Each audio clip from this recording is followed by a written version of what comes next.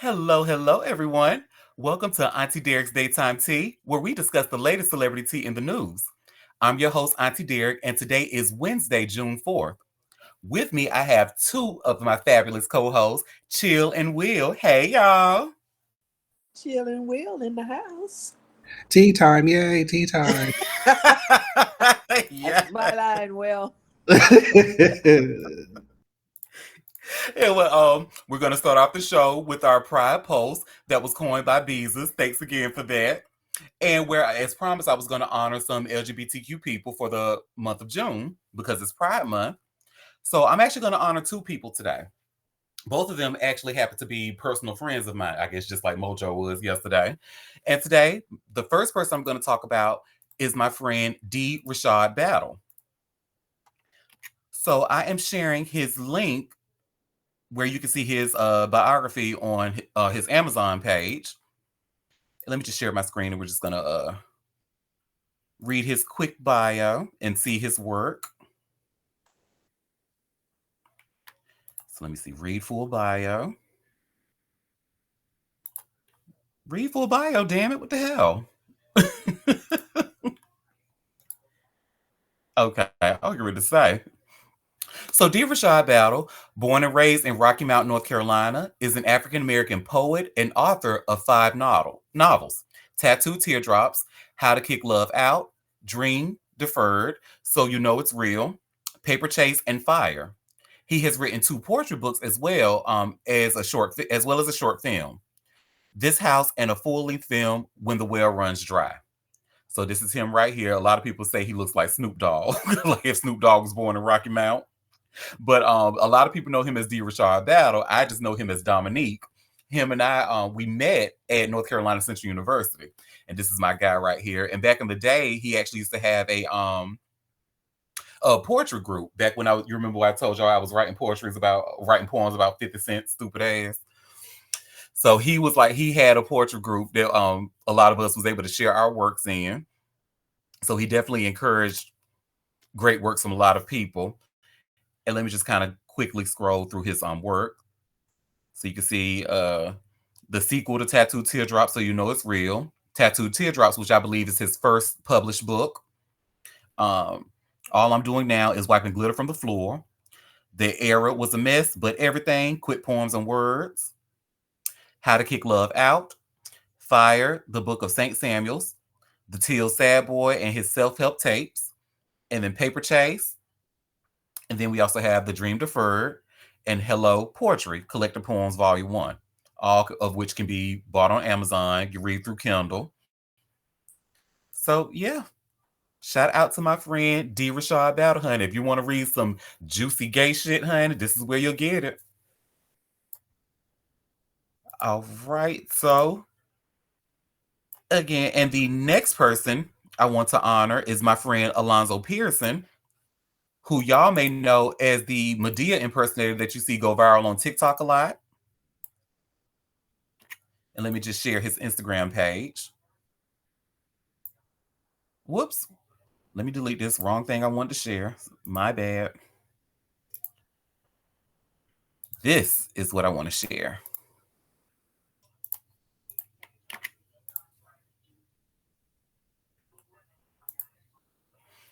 All right. Well, I know you can't really see the thumbnail now on slide 3, but on slide 3, this is where you can see Alonzo's profile and his content is his Instagram name is Ma, so MA underscore Dia DEA 187. So Ma underscore Dia 187. Now, at this time though, Alonzo is actually going through some health complications that really needs our support. So I'm going to share a quick video that he shared on his profile last night. And after we watch the video, I'm going to share his GoFundMe link. So give me 1 second.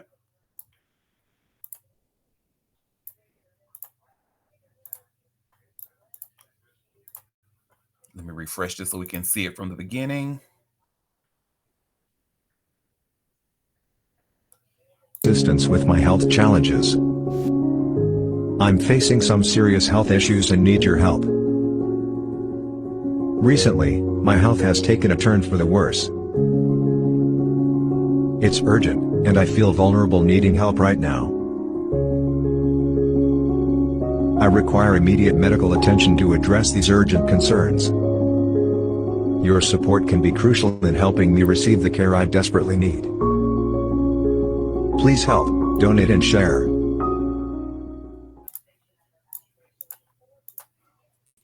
So yeah, unfortunately, he's having trouble with his kidney and legs, and as a impersonator who lives out in Vegas, his income is he gets his income by standing outside all day, pretty much. So give me 1 second. And if those of you are listening can help, I am posting his GoFundMe link on slide 4. So please donate anything that you can, because I'm sure he would greatly appreciate it.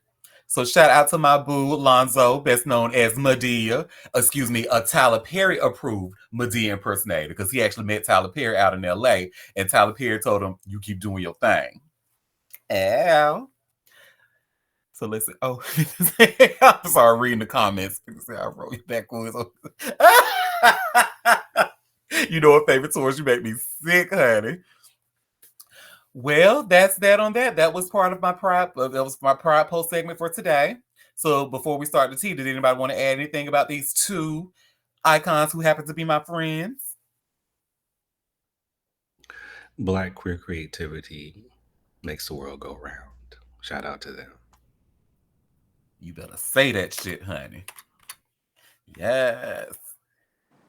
Well, let's go ahead and get started with the tea, honey. I'm going to let you do it today, Will. It's tea time. Yay, tea time. Yes. Oh, and y'all, I was able to fix the issue I was having with CNN yesterday.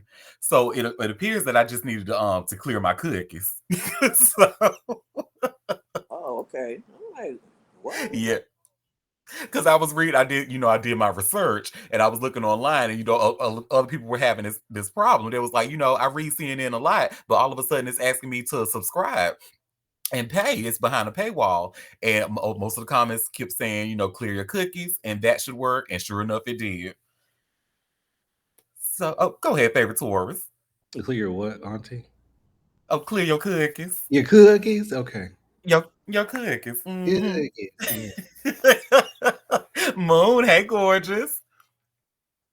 So let me share my screen, because I'm gonna start, because we do video recording now. I'm gonna be sharing my screen for when I read things, just because I think it adds a little bit more flavor when we're going over the stories. And let's go down to where is the catch up section? Here we go.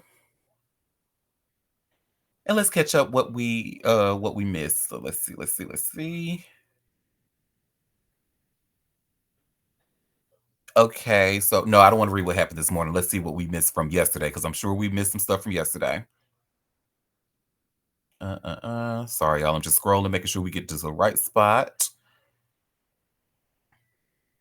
Okay, so here's what we learned from yesterday's testimony in the Combs trial. A former hotel security officer and a financial executive for Bad Boy Entertainment took the stand yesterday in the Diddy federal racketeering and sex trafficking trial. The money-focused testimony came as the prosecution sought to prove that Combs created a criminal enterprise using his business empire that aided him in coercing women into freak-offs and to protect his image. Combs has pled not guilty to charges of racketeering, conspiracy, sex trafficking, and transportation to engage in prostitution. Here's what we learned from Eddie Garcia, who worked as a security officer at the Intercontinental Hotel in March of 2016. Garcia testified that Combs gave him $100,000 in cash to obtain surveillance video of Combs assaulting his ex-girlfriend, Cassie Ventura. He said that shortly after the assault, Christina Coram, who identified herself to Garcia as Combs' personal assistant, called hotel security and visited the hotel, asking to view or obtain a copy of the video. Combs had Garcia sign paperwork, including a declaration that it was the only existing copy of the video and a non-disclosure agreement, according to Garcia. Garcia testified he was contacted by law enforcement in June of 2024 about the incident and said he wasn't honest about his own involvement in the situation at the time. And then there says, we actually ended on the show yesterday with Eddie Garcia. We didn't know anything about Derek Ferguson, so we're just going to be learning about Derek Ferguson today. And it says here what we learned from Derek Ferguson, the former chief financial officer at Bad Boy Entertainment, who testified about the overlap of Combs' personal and business finances. Ferguson said Combs would charge business and personal expenses on his corporate card from time to time. Ferguson said members of his team would determine which business or entity a charge pertained to, and then they'd use that business's account to pay that charge. The jury saw December 2011 bank statements for Combs' bank account for his home in Alpine, New Jersey.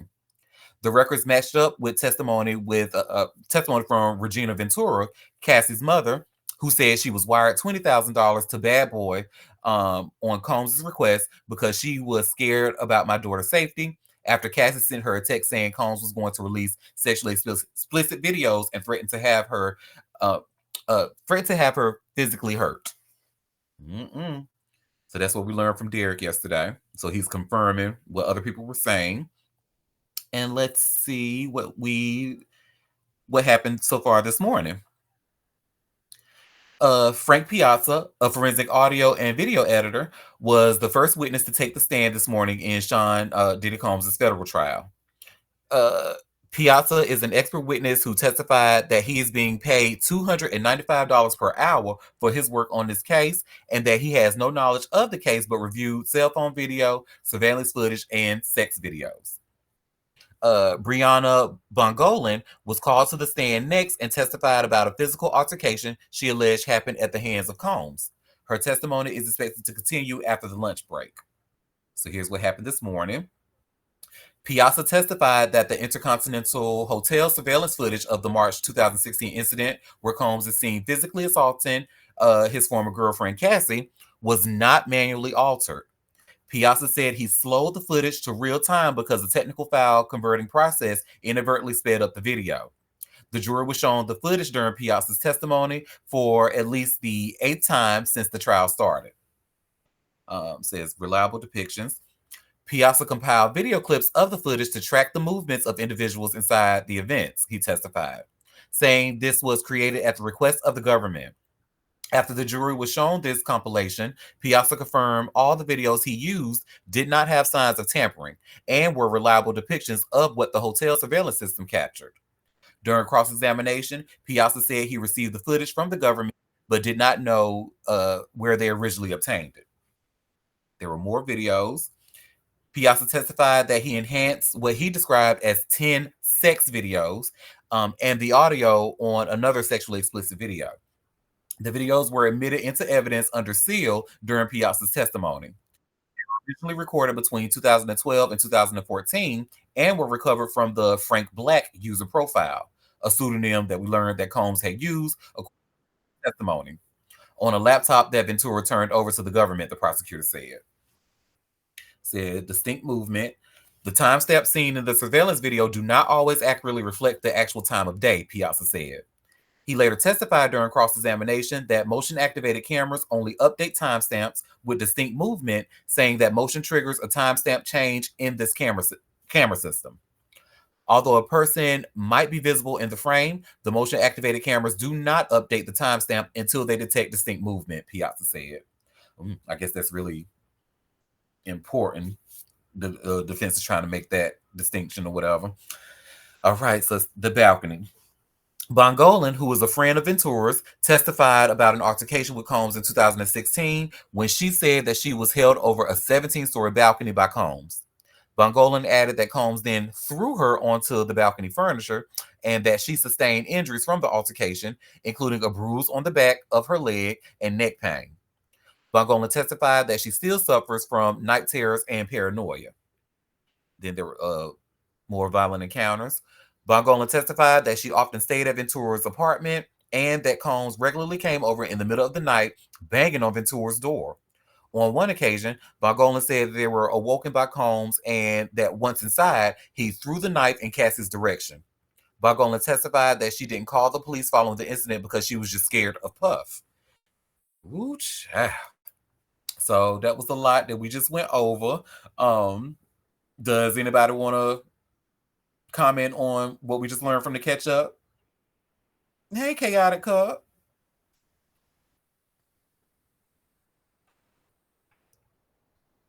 All right. Well, let's go ahead and see what they were talking about. You see, honey, I know it's gonna be a lot because you see how they said it's 31 posts. Hopefully, some of this shit we can skip. But let me just scroll down to the beginning. Okay, okay, okay. Ooh, it's a lot of shit. Okay, da da da da. We don't need to know what the prosecutors are working on. We just want to know what's happening in court. They said you talked about us real bad yesterday. Now we gonna Oh, show you everything. now look at you, bitch. Now you need her. We overshare. Which one? Which is it? Okay, touche CNN. Y'all win this one. Okay, the judge is on the bench. Witness Brianna Bongolan will testify under an immunity order. Okay, we just read about her. Forensic video expert takes the stand. We read about that already. Okay, so I think we don't know about this. So jury sees text message of Combs directing his security guard to stay on top of Ventura. Before forensic video expert Frank Piazza took the stand, the jury saw messages between Combs and one of his security guards called D-Rock from September of 2015. In those messages, Combs was directing D-Rock to talk to two people, a shorty he referred to as G and Cassie Ventura. Combs told D-Rock what to say according to the message read aloud in court. In one message, Combs told D-Rock to ask G if they're broken up. Combs told D-Rock to act like Combs was serious and to inquire about what was happening, the message showed. D-Rock responded and reported that she said Combs didn't want to talk to her anymore, but that she still wanted to see him. In other messages, Combs asked what Ventura was doing and told D-Rock to stay on top of her. Okay, child. Okay, what's that? Oh, so we read that already about the intercontinental footage. Jury watches a compilation of clips. We know about that already. Prosecution will need to help guide jury through timeline of events due to scope of case, legal expert says. Okay, that's not really our concern. Forensic video testifies, complete reliability. Okay. And that man making $295 an hour to sit on that stand, honey. Ooh, when I tell you I would get on that stand and talk slow as hell, be like, well, what I noticed in this video. Retarded. Okay. Talking all slow. Mm-hmm. Forensic videos testify they enhanced sexually explicit videos recovered from laptop. Yep, we read all that. Our jury's on a short break. Video expert says he got surveillance footage from prosecutors, but he doesn't know where they got it. Yep, we know that already. Forensic expert claims we know that already about the motion activated stuff. We know about the timestamps. Let's see. Sorry, y'all, just skipping to making sure we don't reread a bunch of stuff that we already know because this trial has a lot of shit, honey. But okay, so I don't think we know about the balcony, so we don't know about this next update here. So Bongolan testifies she was hesitant to meet Combs after seeing Ventura with a black eye. So Brianna Bongolan described Cassie Ventura as one of her close friends and said they are still friends today. She said she and Ventura worked together at a streetwear company called Diamond Supply Company around 2014, 2015, and that's when they became friends. Bongolan said Ventura was in a relationship with Sean Diddy Combs when she first met her, but she didn't meet Combs until about a year later. I wasn't really fond of what I was seeing, so I wasn't really wanting to meet him, Bongolan said. She said she had seen Ventura with a black eye before and had seen her upset while on the phone with Combs. Bongolan said she finally agreed to meet Combs after Ventura begged her to. Ventura Friends recounts 2016 shopping trip. Bongolan is testifying about a 2016 shopping trip she went on with Cassie, who was dating Diddy at the time. Bongolan said Combs sent Ventura a list of all the places the two women had been that day, even though neither of them told him where they were. She said they went back to Ventura's apartment shortly after receiving the list. Child. And it was probably, I think we just learned what D-Rock was probably watching her. That shit is crazy. Next update, Ventura friend recalled seeing her with a black eye before a movie premiere, excuse me. Oh, and I think this goes hand in hand with Dawn's testimony as well, right? Because Dawn was anyway. So Bongolan said Cassie called her on FaceTime while she was getting ready for the Perfect Match movie premiere. She said Ventura panned the camera across her face, showing a black eye. The movie premiere was just after the 2016 hotel assault, which was captured on video surveillance. During Cassie's testimony earlier in the trial, prosecutors showed the jury a photo of Ventura dressed in a gown and wearing large black sunglasses Ventura said were to hide her black eye. Bongolan said on the stand today, Bongolan on the stand today testified that both she and Ventura were quiet on the FaceTime call. I remember saying, "I'm sorry," Bongolan said. Bongolan said she also saw bruises on Ventura at other times. Ooh, girl. Next update, Bongolan recounts argument between Combs and Ventura at her 29th birthday party. So Bongolan, friend of Cassie, recalled an incident during Cassie's 29th birthday party at the Blind Dragon Club in West Hollywood. She said Diddy and Cassie seemed to be getting along early in the night, but then they started fighting. Bongolan added that Cassie, Diddy, and his security guards were off on their own, and Cassie seemed upset. After leaving the Blind Dragon, Bongolan said she went back to Ventura's apartment with her and Deontay Nash, a celebrity stylist who previously testified. She said Ventura packed the bag before she left. Bongolan said she didn't know where Ventura went. Okay, so it looks like Cassie's friend is pretty much confirming what other witnesses were pretty much saying about the abuse and how he was controlling her and monitor her every move and all of that. Okay, Bongolan recalls incident where Combs threw the knife at Ventura, who threw it back. I know that's right, Miss Cassie. You better throw that shit back. Bongolan testified that she frequently stayed at Cassie's apartment. She said Diddy would regularly come over in the middle of the night banging on the door, which we learned earlier. Sometimes Ventura seemed surprised by his late night visits, Bongolan said, while other times it just seemed like it was normal. One incident stood out to Bongolan, though she could not recall when it happened. She was asleep at Cassie's apartment when she was awakened by banging at the door. Puff was banging on the door, she said. Cassie, who was in her bedroom, came out into the main room in response. Bongolan recalled that Diddy was inside the apartment. I just remember seeing a knife get thrown in her direction, she said. Diddy was standing by the entry door when he threw the knife at Cassie, who was standing pretty close to him, Bongolan testified. Cassie threw the knife back at Diddy, but did not hit him. Diddy left after that. Bongolan said she does not remember if she and Cassie used drugs that night. She did not call the police about the incident, saying that she was scared of Puff. Okay, so I didn't know Cassie threw that damn knife back. I know that's right, girl. So Ventura's friend describes their use of drugs. Bongolan said Diddy gave her drugs a few times. She said she had seen Diddy use marijuana, ketamine, and cocaine. Bongolan testified that she and her friend Cassie would do drugs together weekly. She said she and Cassie would try at times to get sober because we wanted to do better.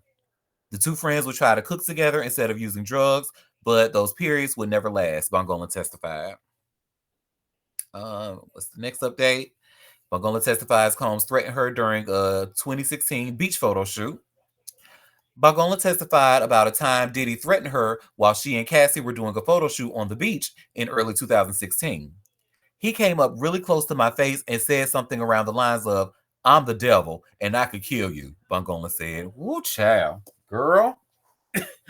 She don't know what prompted Combs to say that to her, and she said Combs had never said anything like that to her before.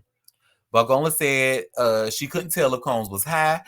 She said that she was probably taking cocaine. She was probably taking cocaine that day. I was terrified, but because of the cocaine, I had a little confidence and just brushed it off, she said. Assistant U.S. Attorney Madison Smizer asked why Bongolan continued to see Combs after that incident. Honestly, I don't know, Bongolan said. All right, so the court is taking a lunch break, and I think that's it. Let me just refresh to see if there have been any new updates. Let's see. Nope. So the latest update is them taking a lunch break. All right. So they get, yes, honey, Special K. A mess. So again, that was a lot that we just went over. Now, admittedly, it wasn't a lot as like the as much as like the past 2 days, but it was still a lot. So does anybody want to add anything? Well, what do you think they've proven so far? That he was an asshole for sure.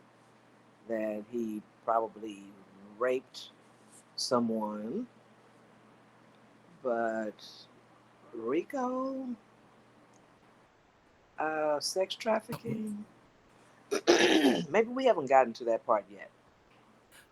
Yeah, I don't think we got to that part. And I think what they did prove so far, and again, I'm the last person to listen to about this because my knowledge of the law is learned through Law and Order SVU. But I think they've proven so far that he used his connections, his all of he was using corporate funds for certain things that we learned from that. Who was it? The Derek Ferguson that testified yesterday. We Right. learned he was using bad from time to time. He was ordering things under the name Frank Black. He was using that to, and then I think they proved the how he had control over people and the monitoring her every move and all of that. Well, So I yeah. know they proven that, but yeah, I think they probably still have a. But again, I'm not a lawyer, so don't listen to me. Right, right. He definitely had an influence over her, even though supposedly, in her text messages, she loved the freak offs too and all of that, but he was controlling. We get that. And forcing her to do freak offs sometimes. So, yeah, but it's just so not uh, maybe concrete, is what I'm looking for. Because I don't want this sucker to get off. Same here. And then I think what the prosecution is trying to do, but please correct me if I'm wrong, if anybody in here, but I think they're trying to, because of that, because he traveled a lot with Cassie and because they were doing freak offs in different areas, that's where that prostitution across state lines and stuff comes in. Yeah, Maybe. yeah.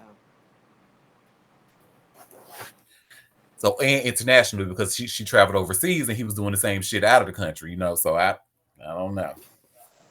Yeah. Well, does anybody want to add anything else?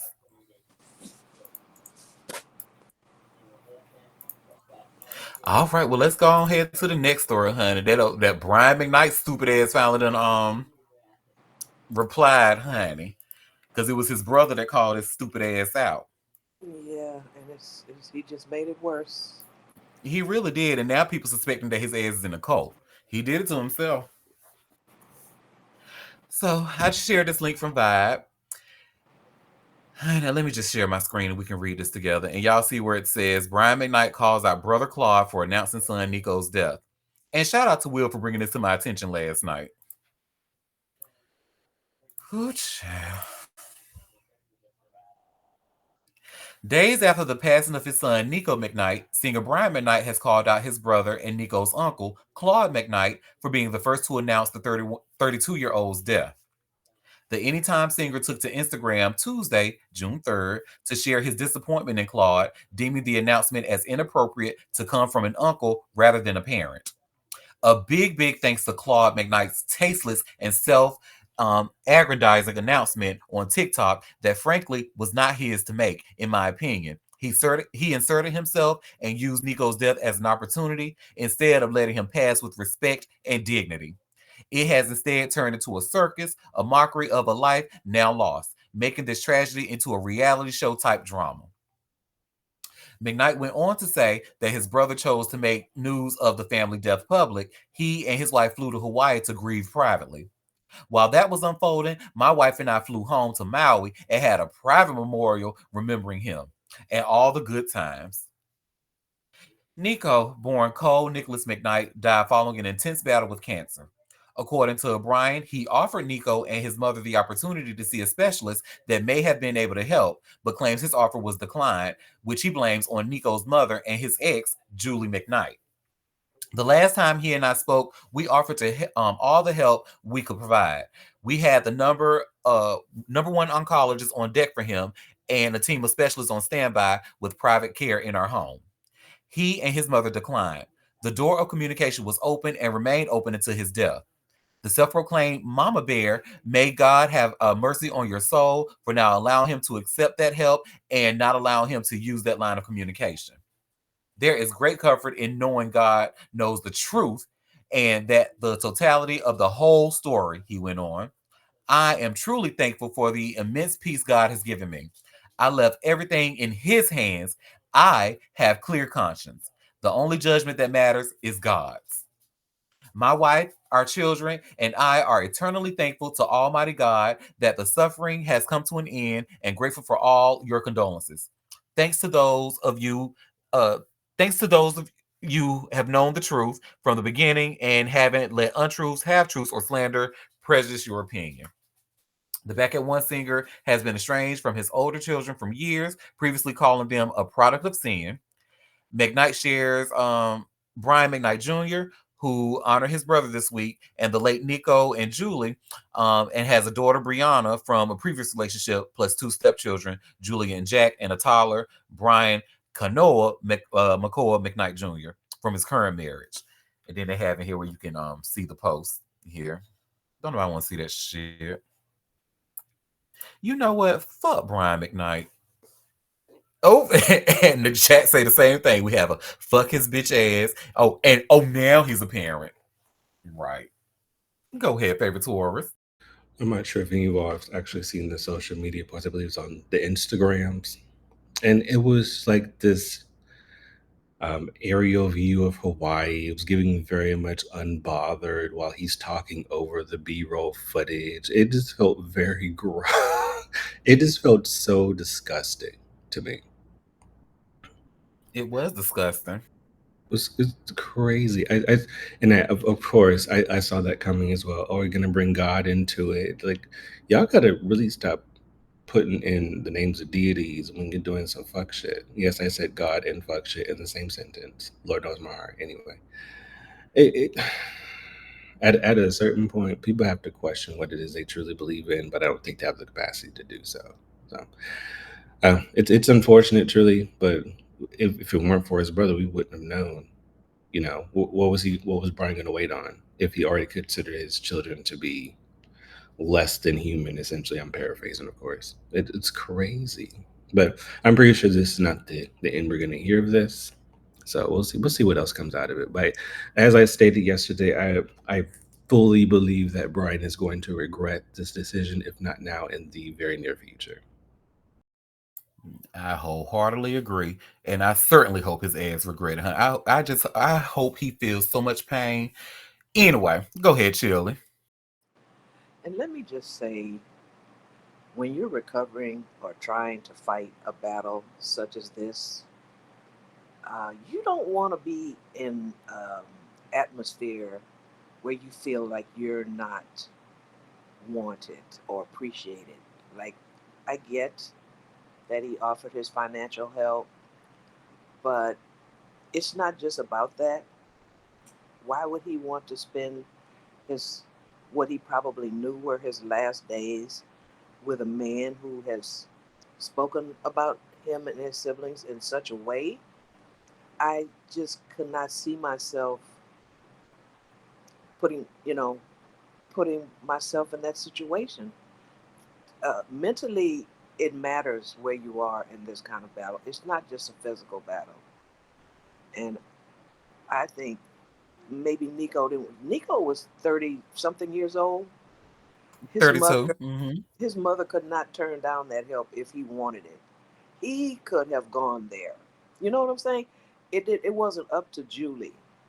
He was a grown man, and if he wanted to be there and accept this help in their home, he could have gone. So blaming it on her that he didn't go, this man is trash. That's why can't nobody convince me that he's lying about that. He did not reach out because you can't sit here and tell me that you call your oldest four kids um pure evil and product of sin, but then you want to turn around and say, "Oh, well, all of a sudden I have a heart now, and I want to open the lines of communication to you so you can go and get better with your cancer." And then when he dies, the first thing you do is take you and your new family out to Hawaii. Like it just 1 + 1 = 2, and he's trying to make 1 + 1 = taco, and it's not happening for me. Go ahead, favorite Taurus. So if his children are the product of sin, is he the spawn of sin, aka the devil at that point? Mm-hmm. Look, him and Diddy do kind of look alike, right? And Diddy already done told that girl he was the devil, so. Mm, mm. and bringing God's name again. I keep it still blows me, and not in a good way. It still blows me how people like to bring like higher powers into their fuck shit and think that it's justified. I Yeah, people just don't know exactly what it is they believe in, or they believe a skewed version to fit whatever narrative that they want to push or whatever lifestyle they want to live. So, but no, You made yeah, I don't. you made a good point. They're a product of sin, but what was he? Exactly, the Because devil. they come from him. I mean, yeah, that's a really good point. Yeah, like this. If Johnny has five apples, right? Brian would tell us he still got five apples, even if the cores are on the ground. It's just stupid. He's a head center asshole. Yeah, he just needs to shut up. He's not making it any better. Yeah, I'm sure them people in that cult he's in, allegedly, is probably just giving him the best hug, telling me, "Oh, you did the right thing. Leave it all up to God." And oh, y'all better wake up and see that you got an antichrist up in that motherfucker. Allegedly. Well, does anybody want to add anything before we go to the next story? Well, speaking of Antichrist, um, Mr. Beast. Remember when we talked about him in back in December? Not this week. And what look, people have said that he's an Antichrist, honey. Like I said, I ain't the news. I just read it. But remember when we talked about on the show him getting engaged? I Well, must have now been he's absent. actually. I can't say what, baby. I must have been absent that day. I don't remember that. Oh, maybe because I think it was sometime around. It was definitely December of last year. Okay. But now he's saying that he actually don't really have the funds for the wedding, and he's going to be asking his mom to help. I can't. When I tell you, I can't stand when What? people with money talk like that. Yes, you heard me right, honey. So I just shared this link from People, and let me share my screen so we can read this shit together. We won't even read all of it. We're just gonna read the bullshit. So you see where it says here, Mr. Beast claims that he has very little money and is borrowing cash from his mom to pay for his upcoming wedding. Child, look at him, honey. Ugh, girl. Mr. Beast is asking his mom to help pay for his wedding.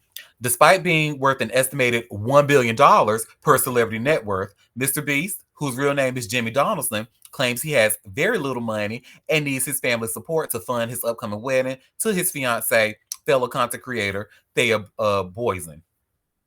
Responding to a Twitter post which described Mr. Beast as the only billionaire under 30 to have not inherited his wealth, the YouTuber with more than 400 million subscribers responded late Sunday, June 1st. I personally have very little money because I reinvest everything. I think this year we'll spend around $250 million on content, he posted. Ironically, I'm actually borrowing money from my mom to pay for my upcoming wedding, LOL. He continued adding, but sure, on paper, the businesses I own are worth a lot. And that's what he tweeted it. Mm-hmm. Mr. Beast not only posts across various social media platforms where his videos often feature outrageous stunts and big money giveaways, but he's also the host of the reality competition series Beast Games, which awarded its first season winner a record-breaking $10 million in prize money. At Amazon's annual upfront presentation in May, it was announced that Prime Video's most watched unscripted show was renewed for seasons 2 and 3. Despite his social media stardom, it seems as though Mr. Beast might need a tighter budget for his wedding as planning for the ceremony continues with his mother's financial assistance. You know what this tells me? His ass don't want to marry that girl. And he's just doing it for his family. Allegedly. Well, what kind of wedding is he having that he can afford it? I understand maybe he's a paper billionaire, but is he trying to have a multi-million-dollar wedding or this makes no sense. Girl, this is a stalling tactic. He don't want to have any kind of wedding. He don't want to marry that girl. And Go to ahead, borrow favorite tour. money to have a wedding is ludicrous. Go ahead, Will. Well, I can kind of see where it's coming from because, of course, he could be worth $1 billion and don't have no money. It's all about assets and blah blah blah blah blah. Also, like, I wouldn't be surprised if he doesn't want to marry her, because many times, like, these prenuptial agreements, like, these other spouse can sue and say that they were under duress and get that shit thrown out, and they still get half. So, so I, Oof. yeah, it's not uncommon. It's like, oh well, I was forced against my, not forced against my will. Well, some people have been, but say it's the day of the wedding, and surprise, there's a prenup. So if you don't sign this, we don't get married. That's under duress. So yeah, those things have so many loopholes and back doors that people can get out of, and but this is not the best look if he's in every grocery store, unfortunately, and he's popular on social media platforms, unfortunately, and you still got to borrow money. Mm, I also saw someone say if you hide money and try to avoid discovery, the prenup can be voided too. yeah, and that occurs, like, if even if after they get engaged and you hide the money, that's still considered like trying to hide some shit or something like that. Hmm. Yeah. Yeah, this is crazy. If I was his mom, I wouldn't give him a dime. But then again, he probably gave her the money. Because why is she rich? What did she do? We don't know. We don't care. Exactly. Well, that No, and part, with that part. somebody woke it up on Twitter one day that his ass is an antichrist, and I'm like, oh shit, because they were like, look, bitch, the name, look at the name, Mr. Beast, it's right in your face. I'm like, oh shit. And remember, like, what I know of the antichrist is like he's supposed to be like a well-liked person. Everybody knows it, but once they supposed to bring about the end of the world or whatever, according to the teachings. I don't know, like I'm paraphrasing, of course, but I can believe it. Oh, and you said he looks like an avatar. Oh, well, I am actually really glad that y'all told me about that prenup stipulation that if somebody hides money, then that could be considered duress, and because I feel like that's probably what's going to happen with me and my man, my man, my man. So we're in Delulu land today, Auntie. We is, but and this is probably why he should probably, like, in all seriousness, he should probably cut his own grass before he start worrying about somebody else's yard. So I just shared this link from All Hip Hop. You see where it says 50 Cent shuts down $20 million abuse lawsuit with bankruptcy ruling. I'm actually really scared because I think this is actually going to start a really dangerous precedent.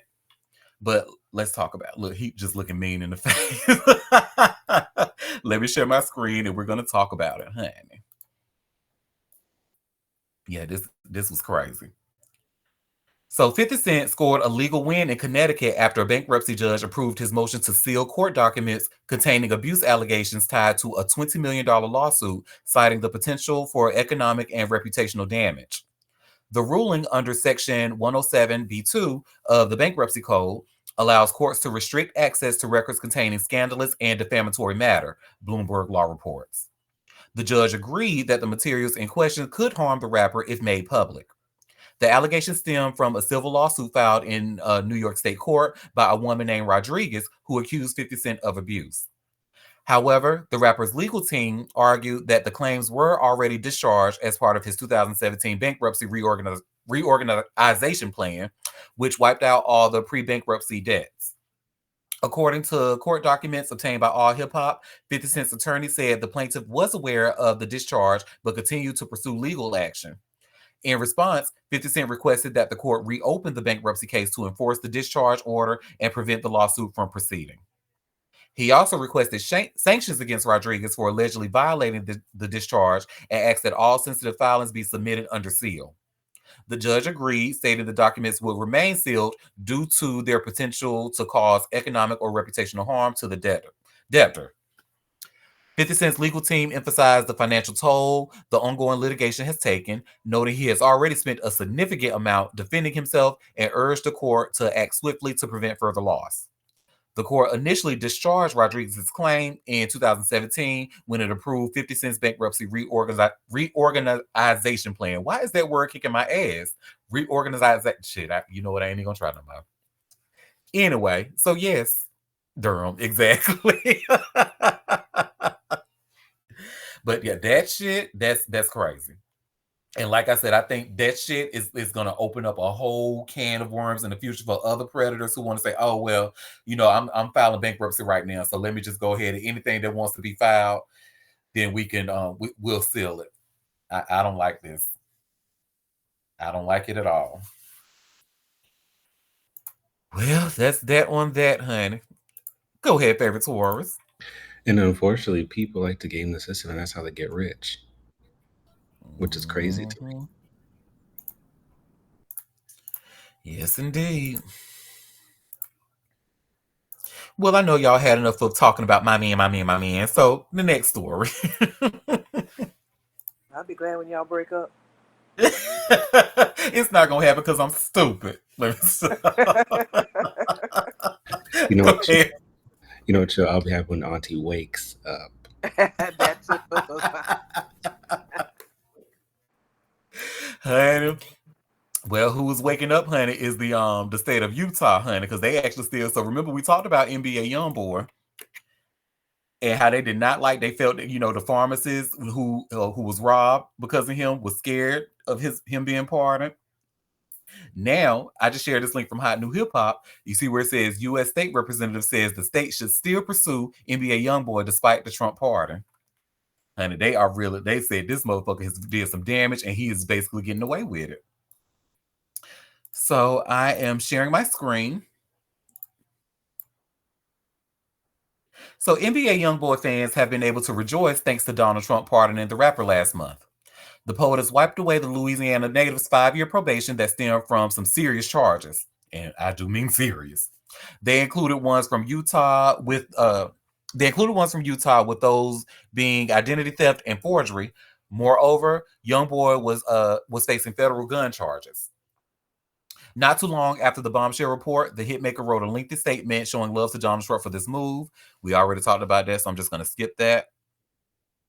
However, this decision and Trump's criticism of the politicized and weaponized justice system did not go over well with Utah officials, which we talked about as well. We read their response as well. D. Chad Jensen and Taylor Sorensen. We read that in the previous show, so I'm going to skip that for now as well. Okay, so another Utah rep feels similarly, if not even more so, though. In a post and delete by Trevor Lee, a member of Utah House District 16, says the state should still go after NBA YoungBoy. As a state, we should still go after him, he said in a tweet caught by No Jumper. Despite their frustrations, no one has made any moves on the rapper. It will be interesting to see if anything can or will unfold. In the meantime, he's getting ready for his comeback tour, which I don't give a fuck about. So let me just go ahead and stop sharing this. Yeah. They say, but you know what? Y'all got to start saying shit with your chest. Don't post it and delete it. Shit, you absolutely right. And you should say it. It's the frauding for me, honey. And I'm telling you, if he was able to do it once and got away with it for the time that he did, he can do it again. So, anybody else want to add anything before we go to the next story?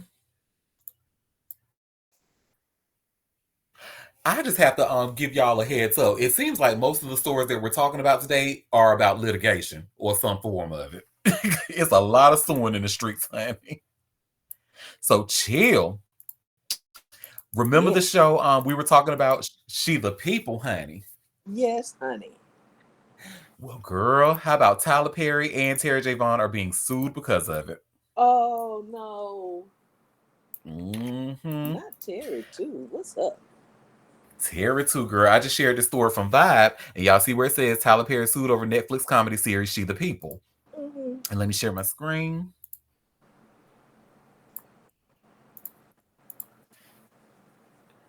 All right, so Tyler Perry is being sued for one of his latest projects. The filmmaker, along with actress Terry J. Vaughn and Netflix, are all named in a lawsuit that claims She the People comedy series is based on information from an unfinished documentary and infringe on the trademark of a Mississippi nonprofit organization. According to the Clarion Ledger, Amy Allison, the founder of political action group She the People, filed the litigation, which lists Tyler Vision, Perry's production company, and an additional 25 unnamed defendants. In the lawsuit, which was filed in the days leading up to the show's premiere, Allison claimed that she had hired Nina Holiday Entertainment Inc. in 2020 to create a documentary about her organization and had spoken to Vaughn, believing her to be working for the aforementioned company.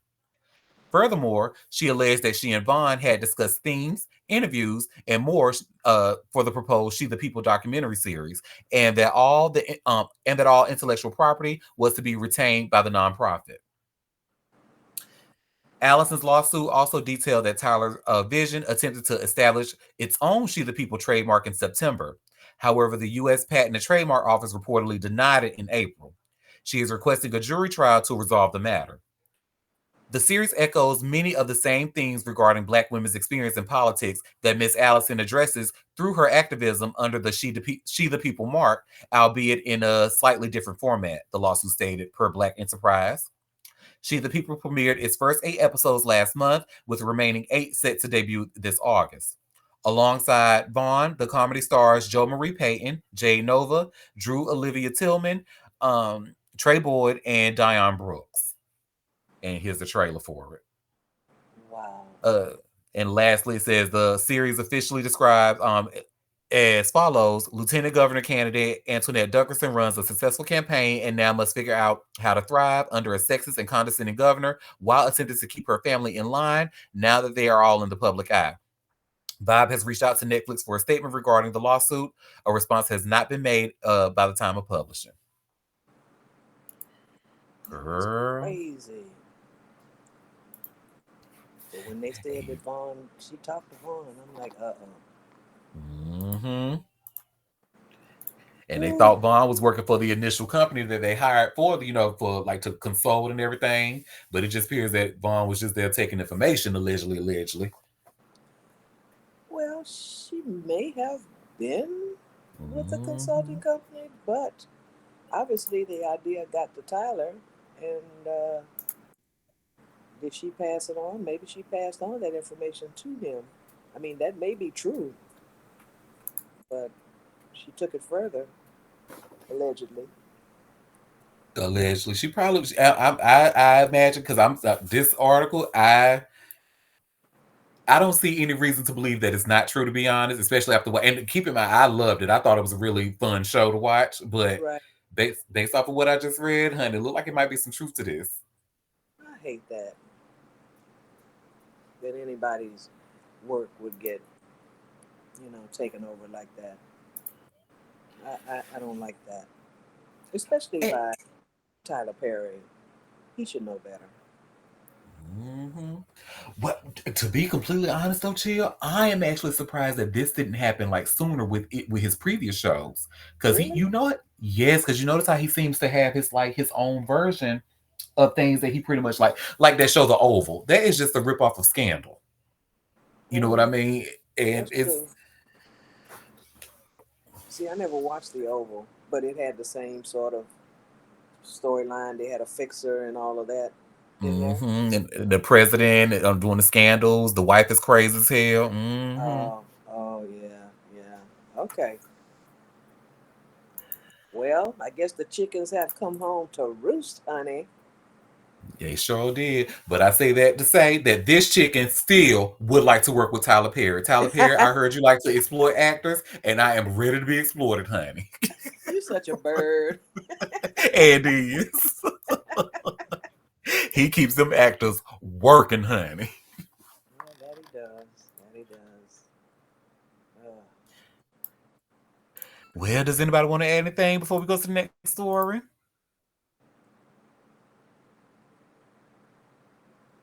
Y'all, this next story right here, child.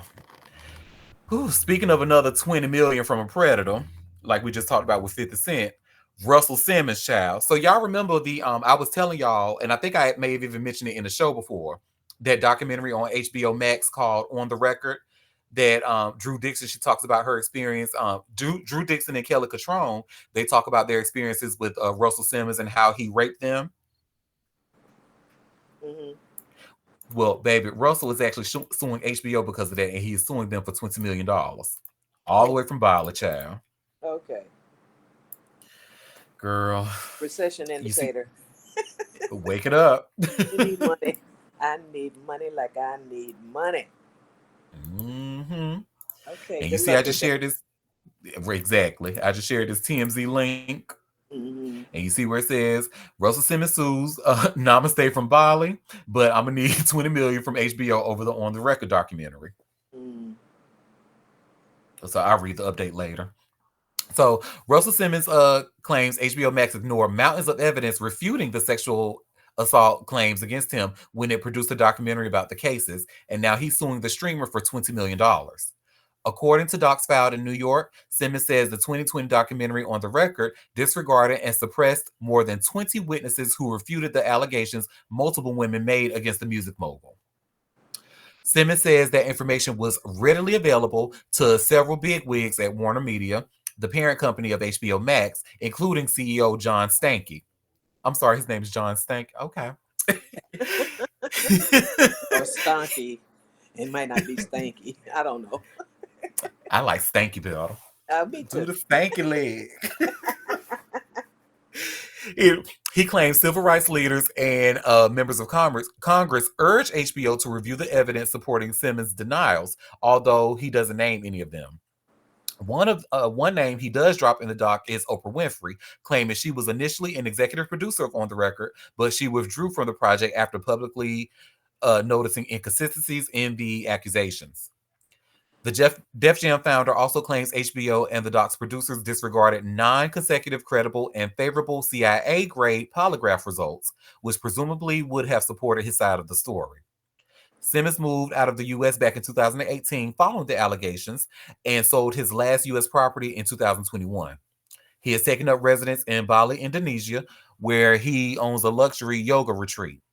He's suing HBO, Warner Brothers, Discovery, and the film's producers for defamation, emotional distress, and invasion of privacy. And yes, he's seeking at least $20 million. And let's read the update that they have. So, attorneys for Russell Simmons, Imran H. Ansari, and Carla Demare tell TMZ Russell Simmons has filed a claim of defamation in court regarding the film On the Record.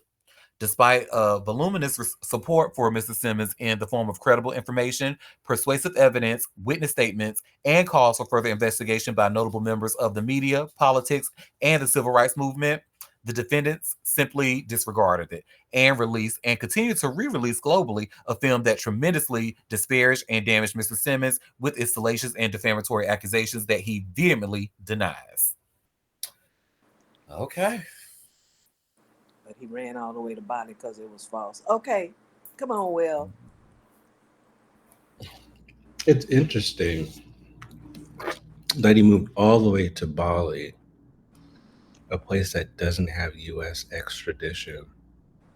Wake it It's up. a, that's a very interesting place to live if you are innocent. Don't you think? I do think. And well, he still wants to sue for $20 million, but he moved all the way to Bali and hasn't come back since for a yoga retreat. See, people really need to stop using these religious reasons for the bullshit. It could be Jesus, it could be yoga, it could be a number of things. They will always say doing it in the name of so and so, which kind of contradicts the teaching of whatever it is they say that they believe in. So I really hope those two are able to get what is owed to them and they get the justice they deserve, and others as well. You know, Hmm. he was a fucking monster, allegedly. He hasn't set foot back in the USA since, but he's innocent. Okay. Mhm. And I need for some of our favorites to stop taking their asses over there, like Usher, Taraji. Y'all keep y'all asses out of Bala because we know why y'all over there.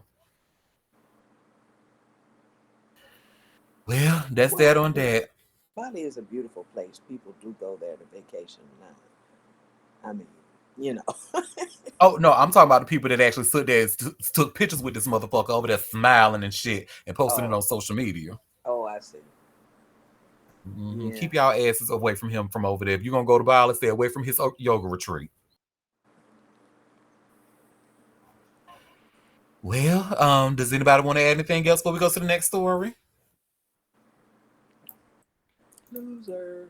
Next. Hello. Well, y'all, that Lizzo lawsuit is actually still going, and Lizzo is claiming that this actually attacks her right to free speech. So I just shared this link from Vibe. Y'all see where it says Lizzo claims sexual harassment lawsuit attacks her right to free speech, and we're gonna read why she said that. So Lizzo is appealing the sexual harassment lawsuit filed against her by her former dancers, describing the complaint as an attack on her First Amendment right to perform her music and advocate for body positivity. The explosive suit, filed in August of 2023, accused the special star of sexual harassment, discrimination, and creating a hostile work environment by Ariana Davis, Crystal Williams, and Noel Rodriguez. While some accusations were dismissed, a judge granted the overall lawsuit to move toward a jury trial. Lizzo's legal team urged an appeals court to overturn the ruling and dismiss the entire case in a filing last month. It is dangerous for the court to weigh in hand fisted into constitutionally protected activity, Judge Mark H. Epstein wrote. But it is equally dangerous to turn a blind eye to allegations of discrimination or other forms of misconduct merely because they take place in a speech related environment. Her attorney suggested that Lizzo's alleged behavior was part of her artistic approach. The filing read, plaintiff's suit is an attack on Lizzo's First Amendment right to perform her music and advocate for body positivity. Rather than accept personal accountability, plaintiffs filed this shotgun action, taking aim at nearly every facet of Lizzo's creative process. Her legal defense focuses around California's anti-SLAPP law, a special statute that makes it easier to quickly end lawsuits that threaten free speech, Billboard reports. In an effort to dismiss the case under this law, Lizzo's attorney argued that the dancers wanted to silence Lizzo and weaponize her creative expression against her. One questionable instance in the initial claim was that Lizzo strongly urged for her dancers to attend a cabaret show in Amsterdam's red light district and engage with the nude performers. Yet her defense claimed that the ordeal was optional and directly tied to her creative process. Lead attorney Marty Singer explained, there is no disagreement that Lizzo held these outings as a necessary part of her creative process. Early social gatherings during international tours, like the Banana Bar, are critical to team building and fostering cohesion. Uh, Lizzo's defense feels law shouldn't govern an artist's creative process. Judges must not dissect the creative process to determine what was necessary to achieve the final product and what was not, said her legal team. By rejecting the artist's proven experience for what is necessary to and best enhances her own art, the trial court stepped far outside of its role. Lizzo has denied any wrongdoing, describing the allegations as false and sensationalized. The Grammy winner noted, I am very open with my sexuality and expressing myself, but I cannot accept or allow people to use that openness to make me out to be something I'm not. If Lizzo's appeal is granted, the case will be dismissed. If the court sides with the plaintiffs, the case will continue towards a jury trial. Ooh, child. Look, weigh in. You are man's favorite source. Yeah, this is something.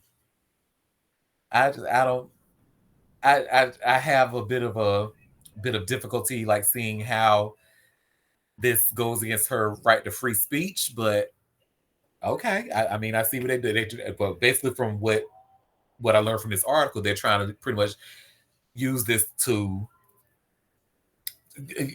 use the anti-slap law for their advantage to try to see, because any type of law that infringes on free speech is immediately dismissed in California, apparently. So go ahead, favorite tours. That leads down a very slippery slope. So that means that artists can do certain things in the name of free speech and it'll be acceptable even though it's at the detriment of other people. Mm-hmm. I don't think that doesn't sound right to me. And if this does move forward and it goes in Lizzo's favor, imagine how many other instances may occur because these artists or whomever, excuse me, will feel that they are protected by law, especially in California, to perform certain actions because it helps them with their quote unquote creative process. Mm-hmm. Because it like, and you're absolutely right. With that's a slippery slope, and that will open up a whole can. Because now, like with that same type, somebody could, one of Diddy's defense lawyers could argue, well, me having these freak offs, that's part of my creative expression, and me not having this is violating my, you know what I mean? Like it's just, I think this is, I don't like it. So lawyer tactic seems like, yeah, because you can't just do anything to people in the uh, claiming it's your creative process. You just can't. So no, no, girl, no. I think if her lawyers are going in this direction, doesn't this reek of a little bit of guilt? Because it appears as like it seems, of course, I'm like Auntie, I don't have any sort of legal backing. I don't watch SVU, but it just seems to me all of the cases and trials that I've witnessed over my lifetime, whenever a guilty party knows that they're in some deep shit, they will grasp at every single straw as a means to verify and validate their actions, even if they were Hmm. perceived to be wrong. That's what I got out of it. Yeah. So yeah, of course I'm not siding with one person or the other. I just hope whomever is found to be the offender, or excuse me, the offended, they get the justice that is owed to them and they deserve. Right. This is a Yep. straw for sure. Well, once I get information, because remember the last part of this article said, like if the judge, if the court agrees, then with Lizzo, then it'll be dismissed. But if they agree with the plaintiffs, then it will go to a jury. So I will keep y'all updated once I have more information. Does anybody want to add anything before we go to the next story? Well, speaking of people doing people dirty, honey, remember Carl Crawford ass tried to do Megan Thee Stallion dirty and take credit for certain things, and baby, the hottest gotten his ass on social media, and I love to see it. Good job, hottest. Keep doing what y'all doing, and continue to drag his ass. So I'm sharing this link from All Hip Hop, and you see where it says Megan Thee Stallion fans drag Carl Crawford for flexing RIAA plaques. I was like, get his ass, get him from me. So let me scroll up. Okay, so Carl Crawford tried to celebrate his past success with Megan Thee Stallion on Tuesday, June 3rd, by flashing his new RIAA plaques on Instagram, but the internet wasn't in the mood for nostalgia. God is good, Crawford wrote in the caption of his video post, which showed him holding multiple gold and platinum certifications. Shout out to Megan Thee Stallion. We had a little rough patch, but real ones always push through. Just got my new RAII plaques in. It's a blessing to keep growing and keep building.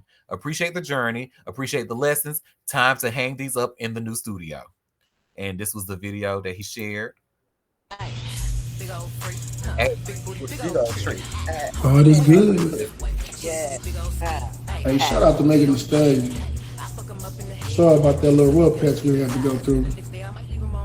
It's talking about a fucking rough patch. One no damn rough patch, nigga. You actively tried to sabotage her. But anyway, and the hottest reminded him of that.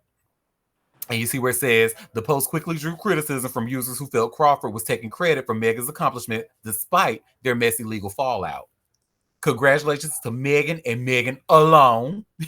Sounds like Megan is still carrying the label.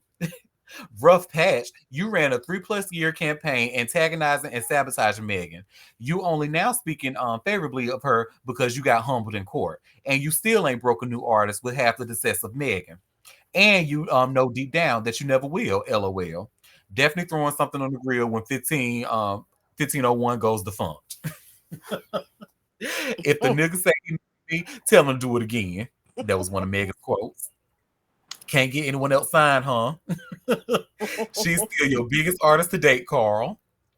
Now post Erica Banks' plaques. Oh, they did not have to drag that girl like that. Oh, she got a straight. Oh. I know you regret fumbling Meg every day. I'm the reason all my ops ain't homeless. Yeah, that's another one of Megan's go. Not free Tory. Oh girl, bye. Yeah. Let me go block that motherfucker, honey, when I'm done with the show. And then last it says, now let's see the plaques Erica Banks got for you since you tried to create another Meg and failed horribly. Wow, poor Erica. So that's pretty much all the comments. And then it ends with explaining what happened between Carl and Megan. It says the tension between Carl Crawford and Megan Thee Stallion dates back to 2020 when she sued his label, 1501 Certified Entertainment, claiming it blocks her from releasing music and locks her into an exploitive contract she signed at 20 years old.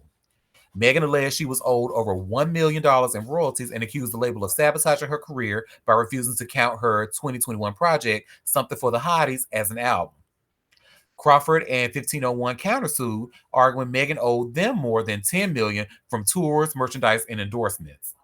The legal fight dragged on through 2022 until both parties reached a confidential settlement in October 2023, agreeing to part ways. Following the split, Megan began releasing music independently and funding her own projects. Crawford later admitted the original deal wasn't fair. I didn't fully understand the business at the time, he said. Back then, we just came in with a number, like us taking 40% of Mega's net profit. That was just me not knowing the business.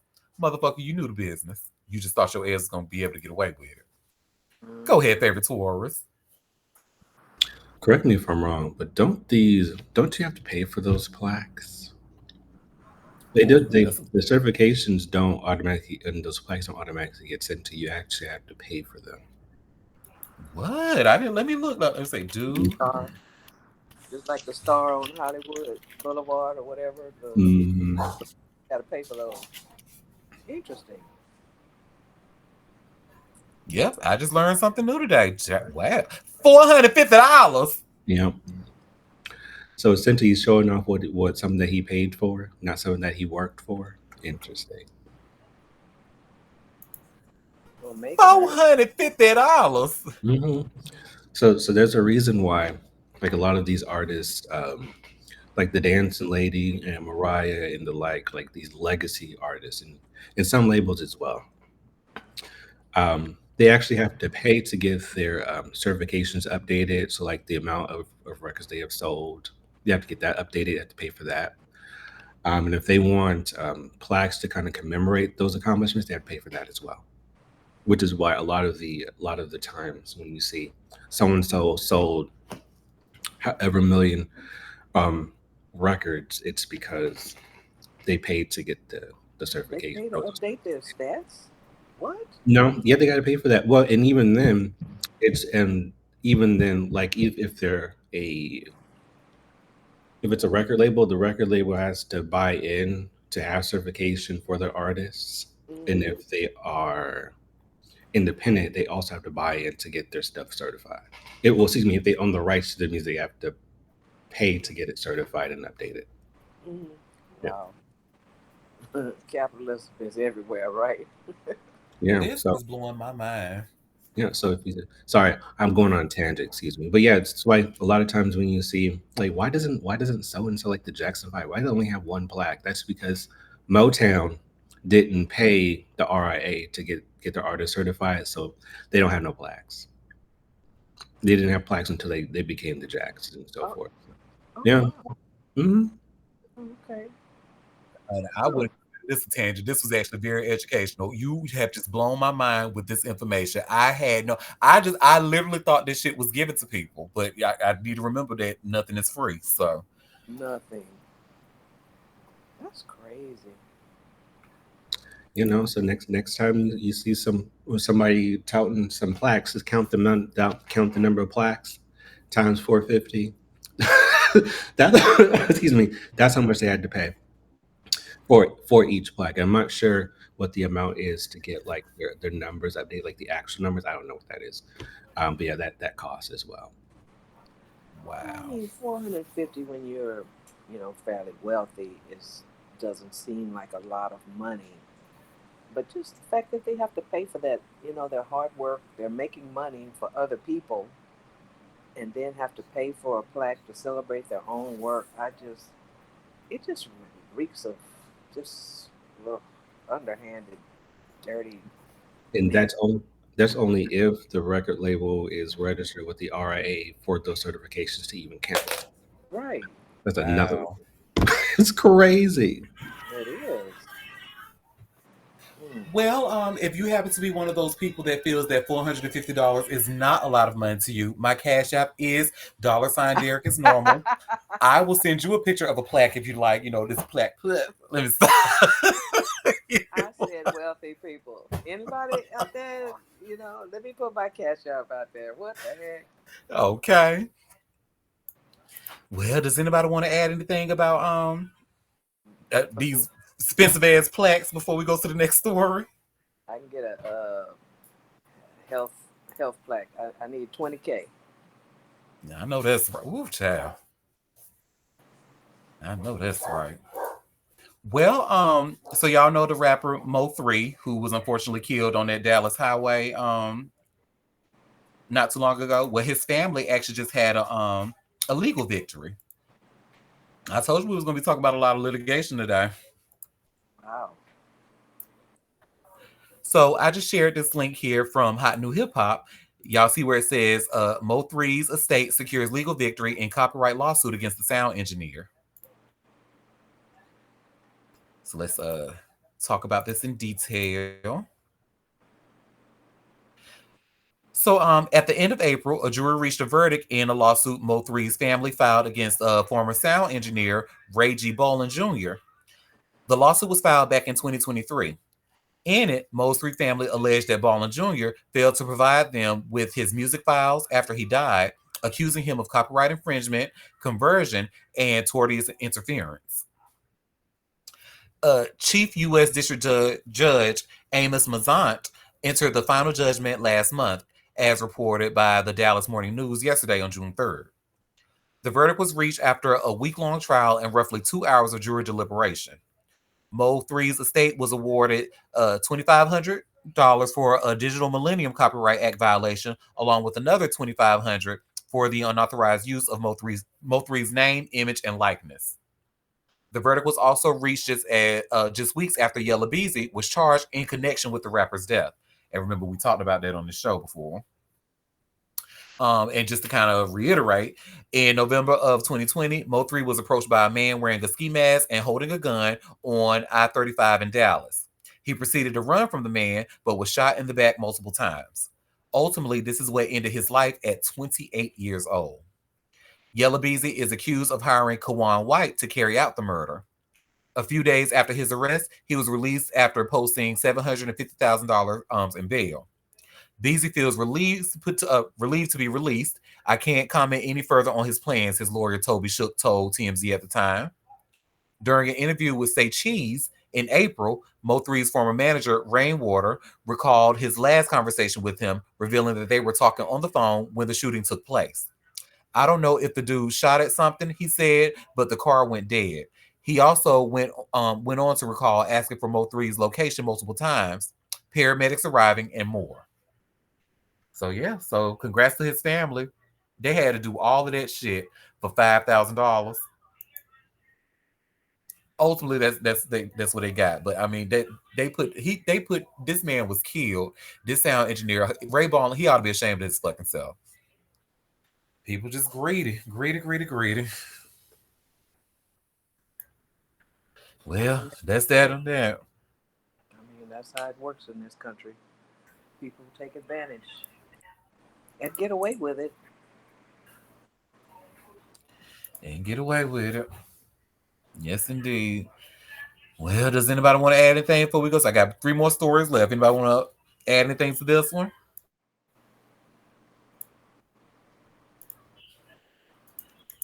Well, baby, another litigation story. Abby Lee Miller. Ooh, I raised my hand by accident. My bad. Abby Lee Miller, honey, is suing Cedar Sinai. Is that the dance mom lady? Yes. It sure is. Okay. And you see, she says that the doctors, she claims that the doctors left a catheter in her body. Hmm. So I just shared this link from TMZ. Abby Lee Miller accusing a prominent Los Angeles area hospital of malpractice, claiming the doctors who performed surgery on her left a foreign object in her body. The Dance Mom star is suing Cedar Sinai Marina Hospital and two doctors in relation to the 2020 surgery she got on her spine. While the surgery appeared to have been successful, Abby says she began suffering from abdominal pain and discomfort, distress she says she shared with multiple medical professionals, including the two doctors who performed her surgery. Miller claims her complaints were waved away and largely ignored until she says one of her doctors finally performed a CT scan. According to Abby, the CT scan revealed a retained catheter she says was left inside her body after the surgery. She's suing for medical negligence, professional negligence, medical battery, and more, and is asking for at least $1.4 million. Abby Lee Miller, she's been in a number of doctor's offices over the past few years because of her battle with Burkitt lymphoma, a rare type of non Hodgkin's lymphoma. The disease had affected her mobility, and now she uses a wheelchair in order to get around. A spokesperson for Cedar Sinai tells TMZ Cedar Sinai cannot comment on pending legal matters. Also, due to federal and state privacy laws, Cedar Sinai cannot discuss any patient's medical treatment. The spokesperson continues, however, the care and safety of our patients, staff, and visitors are always Cedar Sinai's top priorities. We are dedicated to ensuring that we meet the highest standards of care for all those we serve. Except when you Ooh, don't. right? Of course, you're going to say that, but mistakes happen. I mean, they really do. And unfortunately, the patient, pays the price. And thank God, they figured it out before it became like a problem, big, big problem. That she could have lost her life, sepsis of some type. Mm-hmm. But the hospitals make mistakes. It's just, but they're going to say, your care is our top priority, and it is. But mistakes are made. Now, in your professional experience, like, do you know? Because I know you ain't never do no shit like that. You ain't that kind of girl. But have you heard of like maybe any of your colleagues maybe forgetting to leave a catheter in somebody or something? Well, not forgetting necessarily. I mean, not. I mean, it's a big hospital, so I don't know, of course, everything that goes on there. But there's sometimes wires that are used to insert those big catheters, like in your femoral veins and what they call central lines. Mm-hmm. They produce a needle and then a catheter with a wire inside of it is passed in, and you're supposed to make sure you slide the catheter down the wire until it comes out on at the other end, right? And then you pull the wire out and advance just the plastic catheter. Sometimes that wire is forgotten about and has wound up like inside the patient and has to be surgically removed. But that is an incident that is noticed at the time because you're like, uh-oh, where's the wire? I mean, it's an essential part of the process, right? So Oh it's not shit! something you let happen and say, oh, la di da di da, and close them up because you realize right away that the fucking wire is gone Damn. and you know where it is. So yeah, and I've seen that happen. Um, but yeah, it probably has happened in other areas, but I can't personally say that I've seen it. Now I've seen some things occur that I thought were negligent Mm. on the part of nurses and physicians, not acting quickly enough. We had one doctor whose favorite line was, "Okay, let's settle down and let's take our time." Um, that doesn't work for every situation. Right. Uh, take our take our time and do what? Let the patient die? Like what's really going on here? But that was, yeah. I was like, dude. And this man had written books and everything. I'm like, you book smart, but hands-on smart is really two different things. And I've learned Mm-hmm. that a person can be really smart in the mind, but it does not translate into their physical care of the patient. So yeah, yeah. I say stick to writing books and leave the rest. But nobody, I mean, you go on your credentials, get hired, and oh, you've written 5 books, and we need this kind of doctor, and you're qualified. But actually, yeah, they're not. I mean, we went through a lot of attendings in my time there. We had two really good ones, and the hospital was some kind of pay dispute. They didn't want to pay them what they thought they were worth, and they were very good, and they wound up leaving. And the transition between them leaving and us getting another good attending, we went through it. We kissed a lot of pigs before we got to somebody who really knew what they were doing and was well liked and trusted by the staff. I mean, a lot of pigs. It's a lot of doctors out there that are just mm-mm, mm-mm. Wow. So yeah, it's a lot, and I'm talking about where I worked was a level 1 trauma center, right? It's not a small facility, you know. We had like 13 floors. You know, it was in the medical center. We're talking about a world-renowned area. All the Yeah. hospitals in this area, this complex, are world-renowned. Not just in the U.S., but all over the world. People come to be treated at these places. So that's no guarantee. It's really not. I mean, it's only as good as the people you have working in there. Some of them, I mean, I knew some doctors, baby. I drink their bath water. They was just that good. But some of the other ones, oh Lord, yeah. So it's a lot when you don't I have good can nurses see. to back you up and catch those things that they're missing.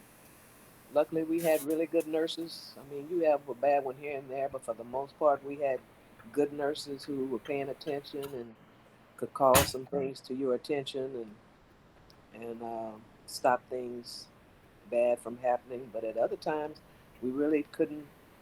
We could see the train coming, but we couldn't get off the tracks because there's only so much we Wow. can do, and they do have the ultimate power until it just gets to the point where eventually they see it. But it's been going on.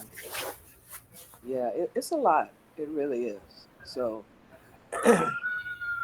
you go to the This is hospital. blowing my mind. Oh yeah, you really at the mercy of the people who work there, especially the doctors. And just because they have that DR or MD behind, the MD behind their name, mm-mm. That's why I say have an advocate. Read, read, read.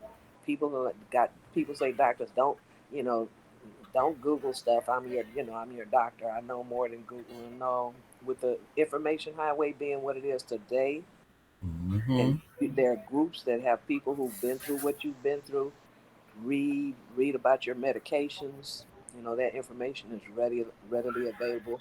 Do some research. Check Yelp. I mean, do your homework, or have someone do it for you. That if you're incapacitated, somebody's looking out for you for real, for real, for real. Y'all heard what she said now. This is a retired health professional. Do your homework and read, read, read. And if you Yep. can't read, then get somebody in your family who can read. Yep, have somebody appointed. Like if I'm incapacitated, you got to be my advocate, someone who can pick up that mantle and find out what's going on, ask questions, and be there, watching what's going on. Yes, talk to the doctors, see what they're saying, look up the words they use. Ask more information. Yeah, yeah, you can't just blindly say, okay, whatever you want to do. Yeah, you got to have that. And so many doctors have quit and gone to other things, especially when COVID hit, and the way they treated those people and the way they're trying to control them now. A lot of venture firms are buying up hospital doctor practices, and you know you have to do so many of this and so much of that. They're Hmm. getting tired. Of the paperwork and uh, not getting properly reimbursed. It's a lot. It's a lot of doctors that have left the field because of it. It's just too much and doing something else. So yeah, yeah. I don't care if you go to the best hospital in the world. You better have somebody there that can advocate for you, or you do it yourself if you can. I know that's right. And this was our medical minute with Chill. So, no, really, thank you for that, honey, because this is the kind of stuff that people really, really need to hear. They do. And now that I've been through some things on the patient side, as I've gotten older, I've been a patient. Yeah, you can't just tell me anything. And I know a lot of times, but every doctor I've come across has not had a problem with it, except for one. And I'm gonna get her together on my next visit. Oh, But yeah, everybody appreciates the questions I've asked. They don't buck and say, "Well, why?" I'm telling you, you need this. Why are you asking me these questions? I know best, and I'm not getting any of that. They appreciate you being informed and being a part of your care. Most of them do. Some of them don't. Some of them don't. But most of mine have been very, very cooperative. And this one who kind of gave me attitude. We gonna talk about it and be calm, but we're gonna talk about it. oh, that's right. Be like, look, girl, because if you want it won't for me, you wouldn't get a paycheck. So you might want to tone that down. Well, let's lose that little attitude because, baby, you ain't paying no bills over here. You my Hmm. doctor. That don't make you God. Bring it down. Bring it down. You can't be making demands and shit. Every patient ain't gonna do what you want them to do. You know. Yep. So yeah, we grown. You know. Sometimes patients don't do what you want them to do. Some doctors will fire you off their service. They're just that ornery about it. But other doctors realize we're human beings. We may not be the perfect patient. We try to do better, but everybody, sometimes they do things that you don't approve of, but you're still their doctor. But some of them, well, yeah, they'll get rid of you, and they can do that. So just have to find someone else. But yeah, they get a little uh, testy about it. So hope it don't come to that. But if it comes to that, then that's how it'll be. But yeah, we got to have a talk. Yeah, she don't want it with you. She don't want them problems. Well, I mean, it's we gonna talk about it and see what happens. I'm not gonna, scream and shout, but I'm just gonna let her know how I felt about how she treated me. And if I don't do what she wants me to do, then if she fires me, then I mean, it's 1,000 of her around. It ain't like she's my specialist or nothing. Hmm. I'll find another one. I don't want to, but I will if it comes to that. I'm not gonna fire her. So hey, it is what it is. Um, yeah, yeah. It's navigating the medical field is getting more difficult. And me being a health, I appreciate my knowledge because it's helped me a lot. Hmm. 'Cause I do a lot of reading, and And why you see why I'm so quick to ask you medical questions, right? Because I know yeah, you've taken the time and you read up on that shit. the way they be pushing meds on you. Here's a pill. Here's a pill. Here's a pill. Um, okay, but what else we got? Right. Like you know, they don't ask you about lifestyle, what you eating, what you doing. Come on now. It's not always about a pill, but yeah, they'll push a med on you in a minute. But anyway, that's your medical minute. Yes. And thank you again for real, for real. I try to Well, help because, yeah, I know a lot of people just don't. They don't have the knowledge I do, right. and it don't take a lot of knowledge to read. Now, I'm not saying go in there and be all up in the doctor's face and all confrontational, but show them that you are keeping up and staying informed, Hmm. and ask them questions. And if they don't like it, maybe you need another doctor. I concur. Which you remember how you said that every patient isn't cooperative? I'm sure there are some landlords that feel that every tenant is not cooperative. That's And I'm true. sure, yes, and I'm sure Lamar Odom's landlord feels that way about him right now. Uh-oh. What Lamar doing? Girl, he ain't paid his shit since December, girl. Oh, what? December, girl. So I just shared this link from Vibe, and y'all see where it says here Lamar Odom evicted from LA mansion after allegedly not making any payments since December. Wow.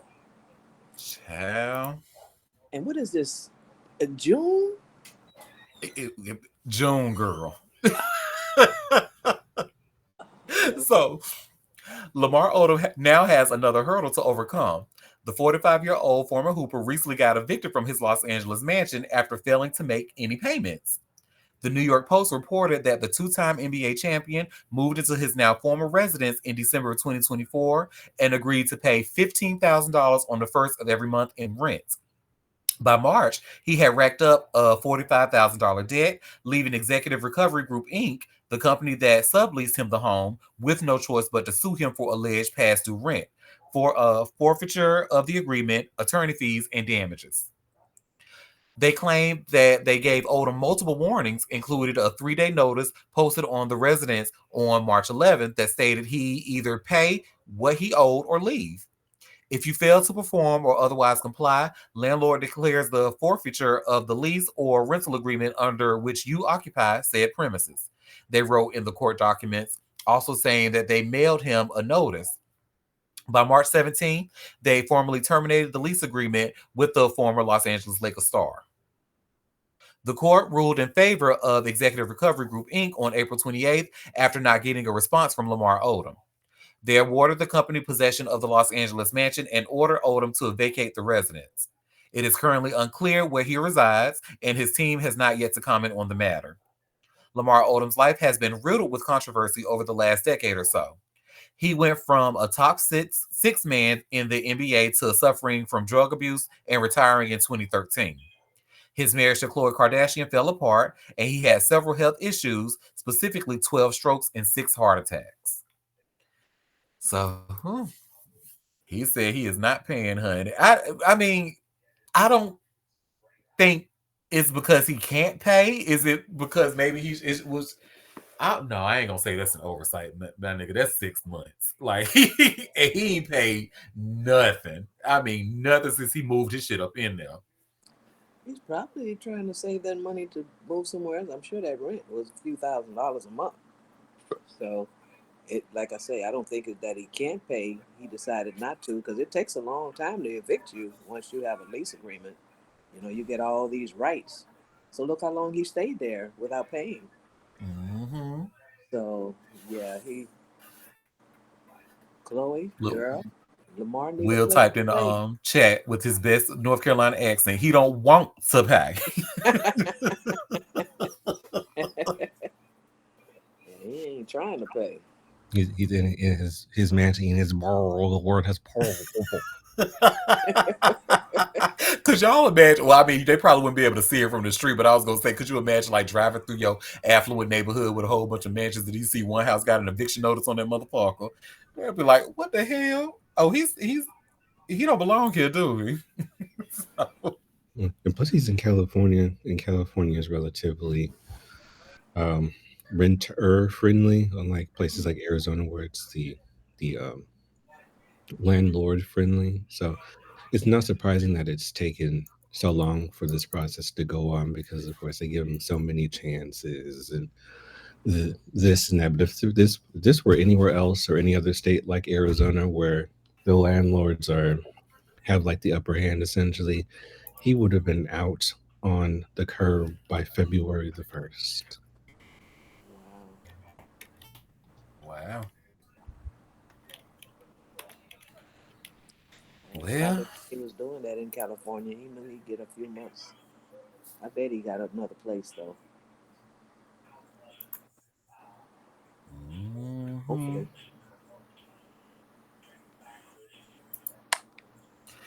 Hopefully. Well, does anybody want to add anything about this homeless man before we go to our last story? Hope it's not drug related. He's not back on drugs. You're right. Yes, girl. Same here. For real. Because when I tell you, my heart goes out to anybody going through addiction, honey. Because when I tell you, I know personally, well, not me, but I didn't go through the addiction personally, but I know, people in my family, immediate family, who have Right. battled addiction, and I know it is not easy. It's not. It's really not. He's had 12 strokes. Good grief. Mm-hmm. Ooh, And 6 heart attacks. That heart is made out of Teflon. Mm-hmm. yeah. He been through it. I wonder if he Well, has some. some. I'm sorry. Oh, go ahead, boo. I wonder if he has some kind of maybe dementia going on, or he needs some kind of help with this situation. Like 12 strokes is a lot, even if they're small strokes. That's a lot of strokes. Mm-hmm. Hmm. Okay. Well, this last story, honey. So now this is actually not celebrity related. Maybe a celebrity got involved in it, but we're actually going to watch a news clip from out in the local news out in Cincinnati, local news 12. They talk about this controversy in church where the church is actually being investigated because the priest was allegedly watching porn on that church computer. I'm sorry. Yes, girl. No, it's hilarious.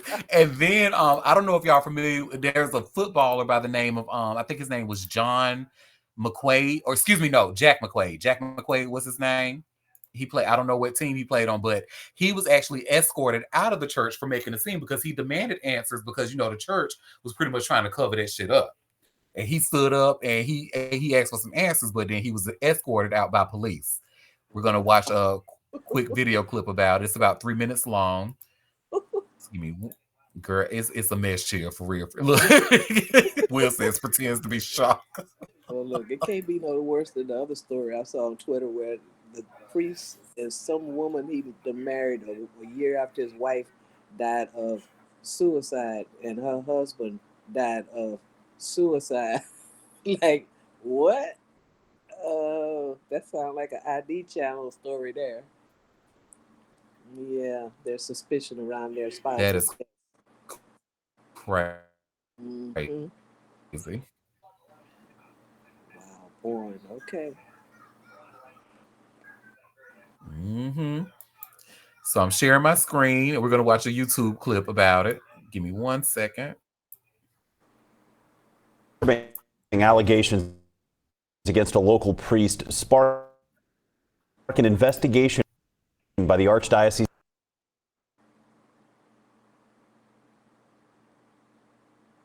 Allegations against a local priest spark an investigation by the Archdiocese of Cincinnati. An NFL player who's a parishioner there was escorted out by police as he spoke out during Mass this weekend. Local 12's Morella Porter is here with what we're learning today. Morella? Sorry, before I continue, can you all see the video? No. Blank. We can hear it. Okay, let me reshare.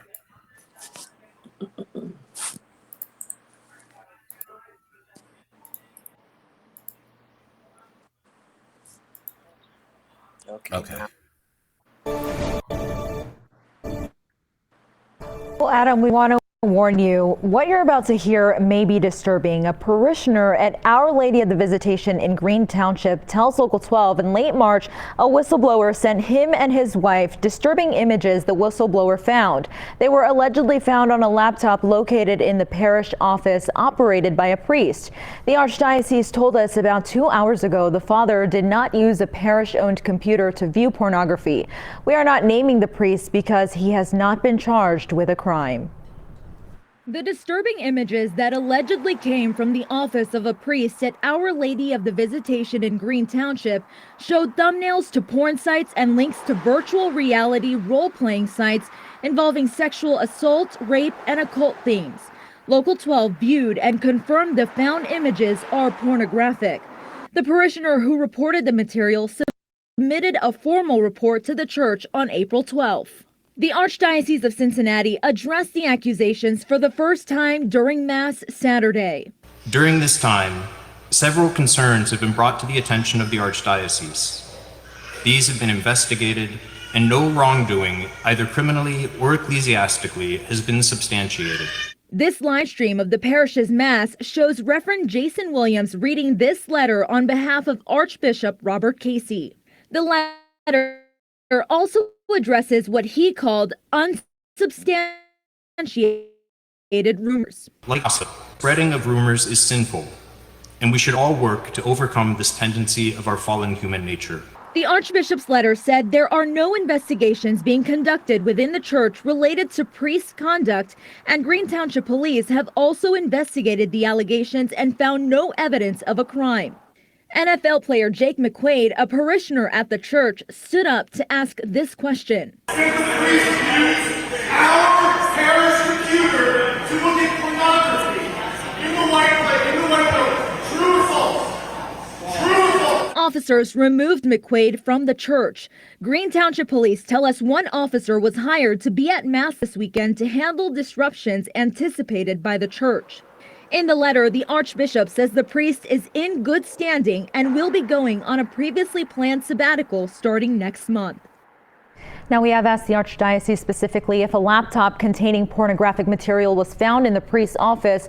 We are waiting to hear back. We also contacted McQuaid to get his reaction and are waiting to hear from him. Adam? Marella, thank you. The parishioner who reported the material says it's still under review by a third party known as Ethics Point that the Archdiocese contracts to investigate concerns. Child. But is anybody else thrilled that at least it wasn't children? We have but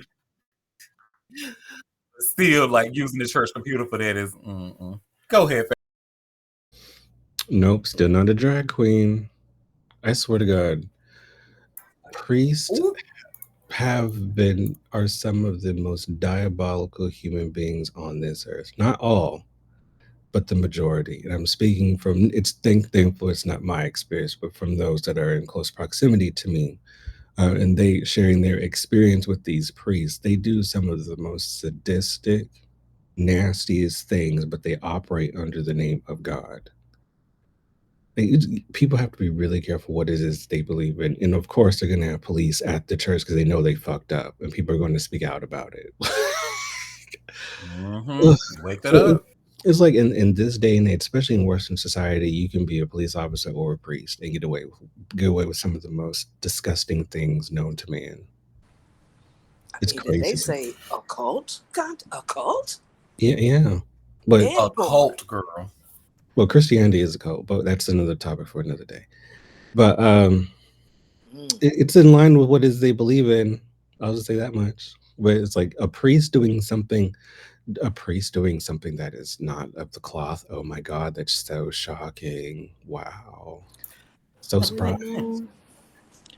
I think the whole commitment you make to be a priest, you're fighting your natural ability to be a human being, hormones and things like that. You're denying like a part of yourself. And I would imagine that would cause a lot of screwed up ideas in your head, with you not being able to have a wife or children. I mean, to be closer to God. And I think the Catholic Church needs to reevaluate what it takes to be a priest, because this is denying human nature. And most people, I don't think, can navigate those waters. I know there are such things like as the Buddhist monks, and you don't really hear a lot of stories about them doing things like this. Not to say it doesn't happen, we just don't hear it. But it takes I don't know, what are they doing differently that we don't hear this from them as opposed to Catholic priests? And I mean, this is not an isolated incident. It's an incident that we hear about all the time. Their abuse of children specifically, but women as well. A lot of priests have girlfriends. So what is it that they're doing, that so many priests are going through this? It's mind-boggling, really. Go ahead, Will. That's a very, very interesting point, and I would even go as far as to say the whole teachings of many of these religions that go against humanity themselves. So naturally, it's like an unrealistic goal for them to aim for. And not to mention, many of these priests are in there fucking each other. So, like, my thing is, before one priest puts it in the other priest, do they say Jesus wept? Like, I don't understand. It they just need to let people be people, but that goes beyond thousands and thousands and thousands of years of teachings. And of course, as we know, and as we've seen, and as we've witnessed, many of these teachings do not kind of adopt any sort of modern way of thinking outside of like translating a text to include ebonics or some shit like that. But when it comes to the actual teachers themselves, it still remains the same, which is a detriment to society as a whole, which is why you have so many people, like many of the folks at Brian McFucking Knight and everybody else claiming to do things under the will of God and shit like that. Like it's all fucked up. It really is. It really is. And this is, of course, not limited to priests. This is men of the church in general, the things they do. I remember a friend of Mm-hmm. mine was saying one of her girlfriends was in Methodist church, I believe, and this, not the pastor, but what do they call them? Deacons was interested in her. And of course, he wanted to have a sexual relationship. And she was she was floored by that, and I'm thinking, well, how naive are you? Because she was believing, of course, that you have marriage first and then sex. She was all bought into that, and it hurt her that he wasn't approaching her in that way. He wanted a girlfriend, and it just like, yeah, it's a lot. It's a lot. That shit is a mess, honey. And that not having sex before marriage, honey, that's just a scam that little dick niggas set up to try to gaslight these women. So they go, pretty much like test driving the car before you buying it. I can't imagine not doing that. So why would you want to marry a man who you ain't even seen how his package work first? I never understood it. But then again, I'm also not a woman. So but I don't see how people do that. And yes, 80 Long, we're still looking down in hell at you. Ooh.